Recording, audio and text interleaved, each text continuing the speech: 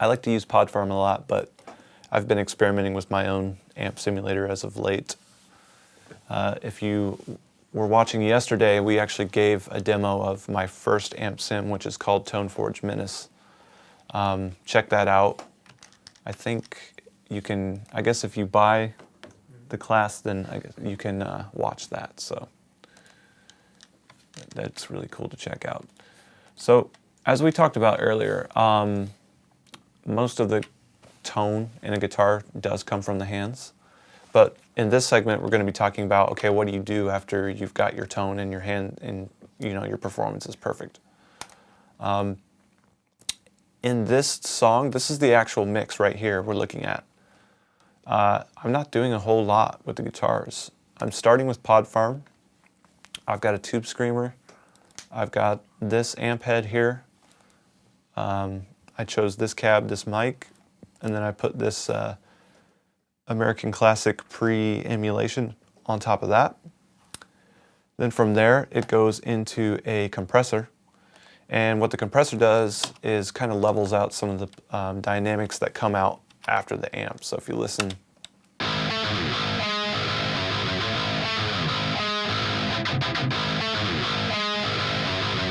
and it doesn't do a whole lot on the riffs, but if you look at like the distortion, or I mean the breakdown parts,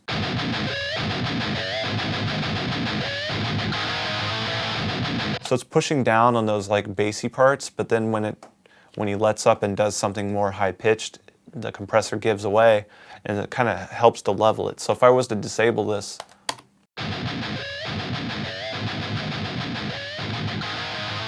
just sounds kind of flat. So when we have it on,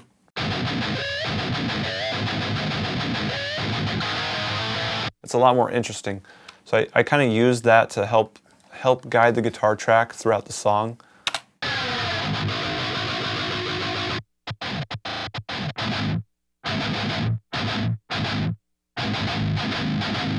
And you notice on like some of the really deep palm mutes, you can see that compressor really going to work. So without it,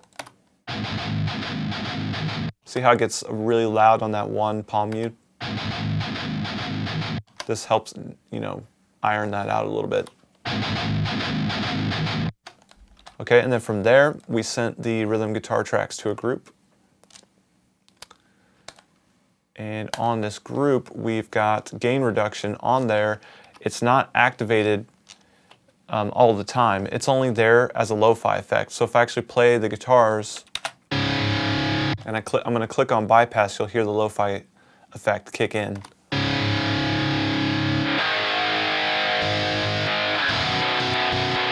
So anywhere in the song that I want to have a lo-fi effect, all I have to do is automate that button being pressed. The next thing that we have is the C4 multiband compressor. And this is just to combat some of the low end that comes off of those palm mutes. So let's go into like the breakdown.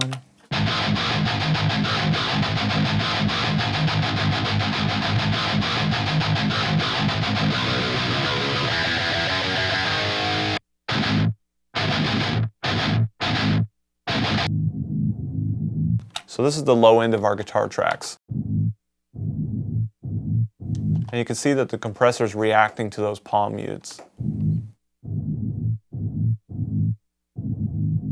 But when we play like a chord, it doesn't really do very much. And that's kind of what we're trying to do. We're trying to just control that low end on those palm mutes, but not really affect anything else in the performance.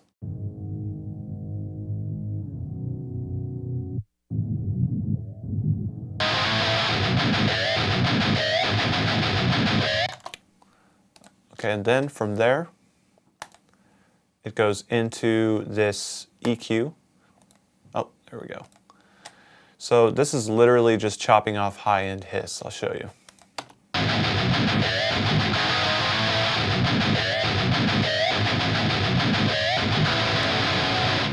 don't know, can you guys hear that back there? So yeah, all that little fizz and stuff that you get from the amp sim, it cuts it off.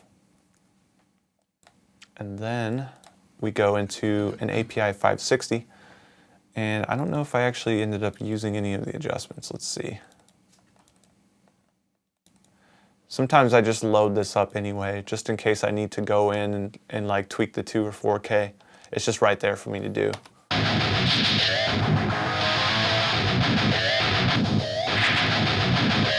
Because those are the kind of problem frequencies that you get with a lot of guitar tones, the 2K and the 4K.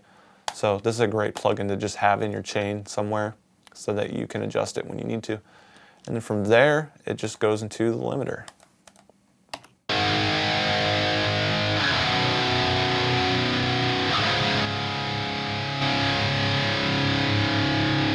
And that's how we got the guitar sound on this song. Pretty simple.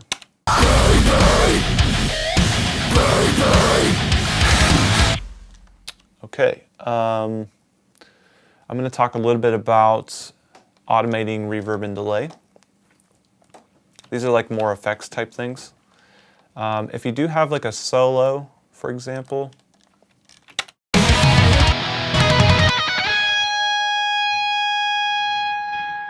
a lot of solos tend to like, you know, the last note that you play of the solo tends to ring out. And if you've got like a delay or a reverb, it can tend to get a little insane and it'll sound like chaos, you know, at that moment. So it's good to get in the habit of like automating some of those effects out as it fades out. Now, in this situation, we didn't need to do that. But I can show you like, for example, right here, we've got this lead.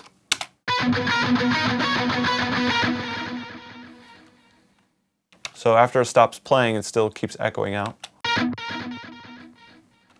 And there are plenty of situations where you wouldn't want that to happen. So I like to pay attention to, when you're working on a song that's really dense, pay attention to all these things that you're adding to it, like the delay and the reverbs, because you have to kind of control them.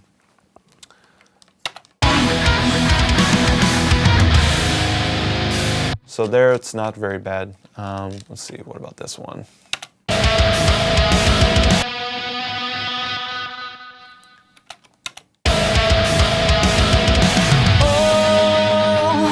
Okay, so let's say you didn't like that noise, and I left it in artistically because I think it sounds cool.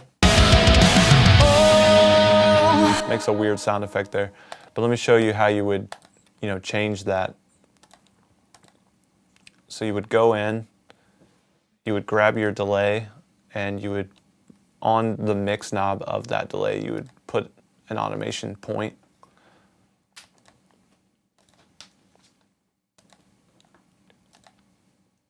And then right there, just automate that down.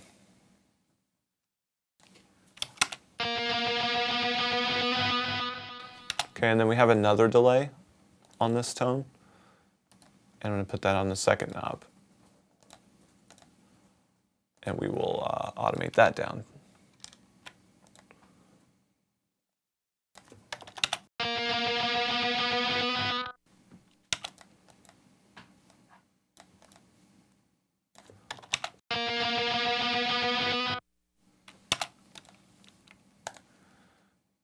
Now you could also just do a volume, but sometimes I wish I had a good example, but sometimes there are cases where you don't want to do the volume, but you do want to do the automation of the reverb and the delay, because it'll sound more natural. Sometimes the volume just sounds like you're killing the track. Another good thing to get in the habit of with guitars is EQ sweeping, because there are, I mean, EQ on the guitars is often a problem. You want to I like to put like an EQ just on the group so I can find problem areas.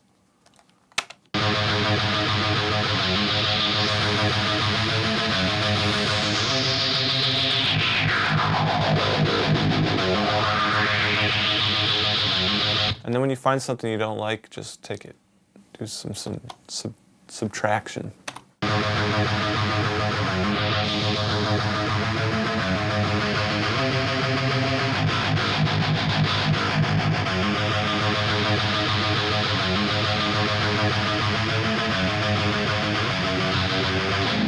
So you can hear right there all that noise.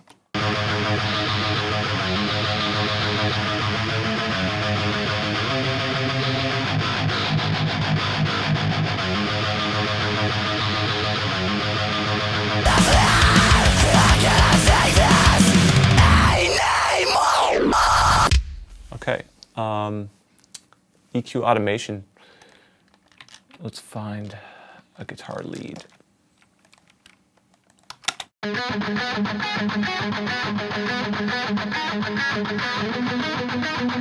So like in this lead in particular, there's a note that repeats in between every other note. The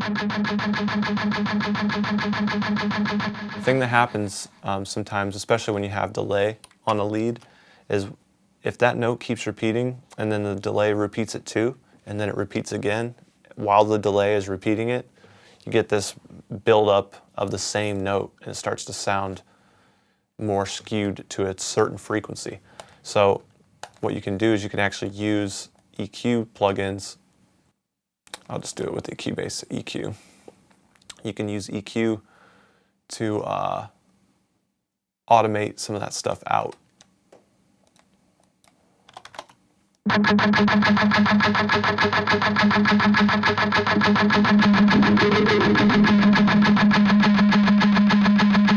So there's a lot of 200 hertz in that note that's being played.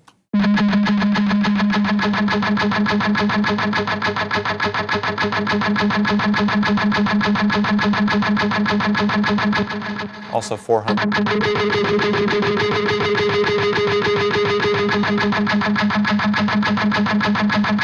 So yeah, I think it sounds better when the 400 is removed.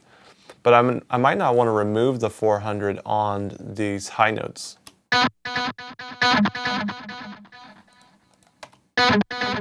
So what you would actually do is you'd go in and automate this EQ every time it plays those notes. I like to just do one of them like this, and then like go in and edit it with my mouse, and then I'll just copy and paste it. So like that.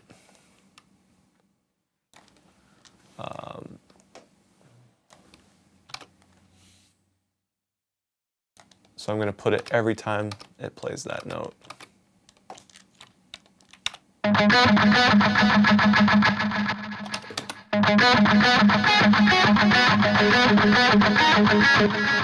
You see how it's starting to affect it?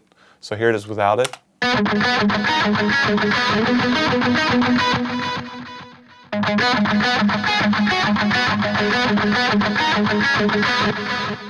Sometimes we get in and do tricks like that on certain leads because you'll get these notes that just stick out and sound really bad, and it'll like swallow the entire track.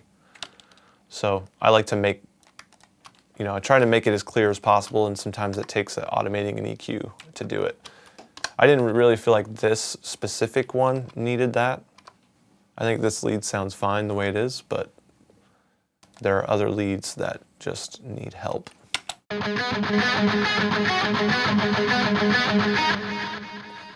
All right. Any questions about mixing guitars? Yeah, we do. Is there a difference between using automation versus manipulating and printing a track?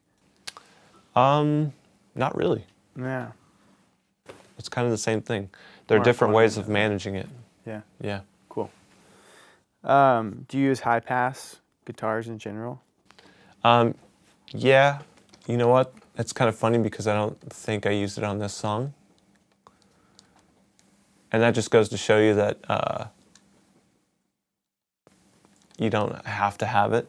You don't have to do it every time. Yeah. But it's good. I think the reason why you don't really need it on this song is because I've got the C4 on there, which is helping handle the low end.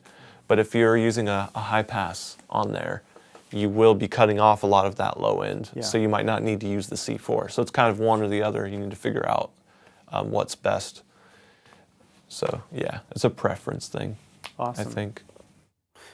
Chris Truman wants to know, do you always use a fast attack on guitar compression? I usually, if I am using a guitar compressor, which isn't all the time, But when I do, I like using the Ren axe. Where is the guitar track? Yeah, so 10 milliseconds on the attack. And the reason why is because I do want that pick sound to come through, but then I want to clamp down on the actual sound of the chord or the note. So if you were to put it on like 0, it would be cutting off all of your, basically the punch and the attack of your pick. So having it 10 allows that initial percussive sound to come through, and then the compressor starts to clamp down. So yeah. Awesome. So go ahead. Sorry. Go ahead. Are Yeah. you going to be doing anything related to bass mixing today, or is it pretty much the same thing as guitars? But I think when we did the bass production, I did talk about how to make a bass tone, and that is kind of like what I mean with bass mixing, like what I would say about bass mixing, but also getting the bass level, like in comparison with your drum track, it's a lot easier when you have that drum stem, because then you know, okay, my drums are not changing in volume, so everything else that I do will be relative to that drum track being set to 0. Like you just don't change that. And then it's a lot easier to find your levels. After you've got your drums pretty solid, just keep those the same, don't change it, and then bring in your bass track and just start bringing the fader up as you're listening until it sounds like it's good.